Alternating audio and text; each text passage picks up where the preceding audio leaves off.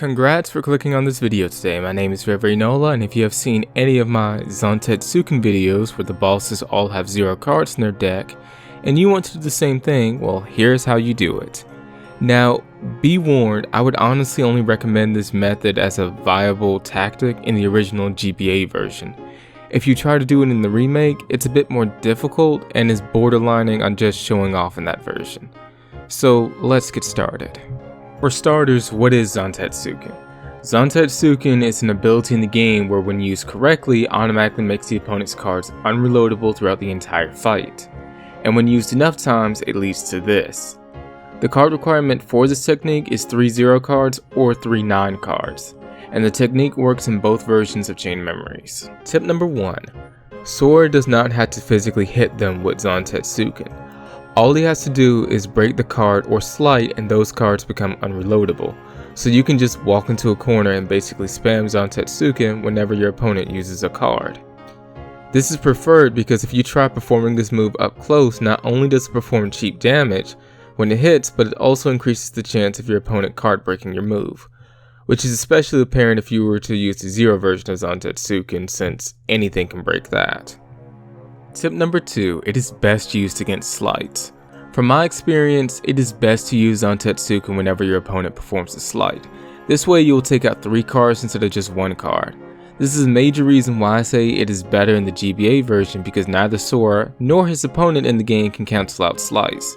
Hence why when you see my GBA Zantetsuken video, the opponent still has cards in the upper right because he can't use them anymore, and he can't cancel his card combination. Though be warned, this is also true for Sora as well. After your opponent stops performing slights, then you should start taking out all their cards individually.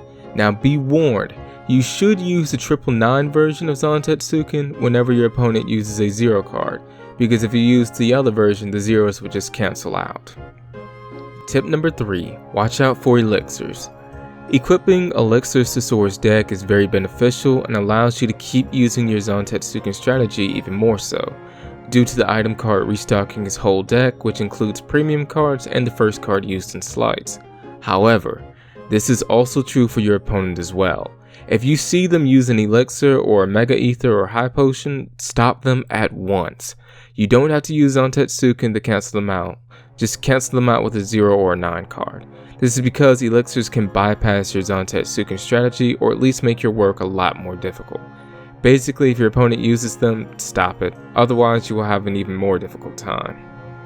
And that just about covers it. I've never really experimented with the enemy cards too much with this strat though if you are doing this in Remake, it wouldn't hurt to have the Javar card, and the Riku card is also helpful due to it allowing the player to keep using cards that were used in slides.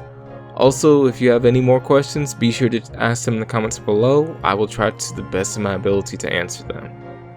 But yeah, that covers this vid. If you enjoyed this video, be sure to check out my other Kingdom Hearts videos where I discuss my unpopular opinions with the series and why I think Kingdom Hearts 1 is the best in the franchise.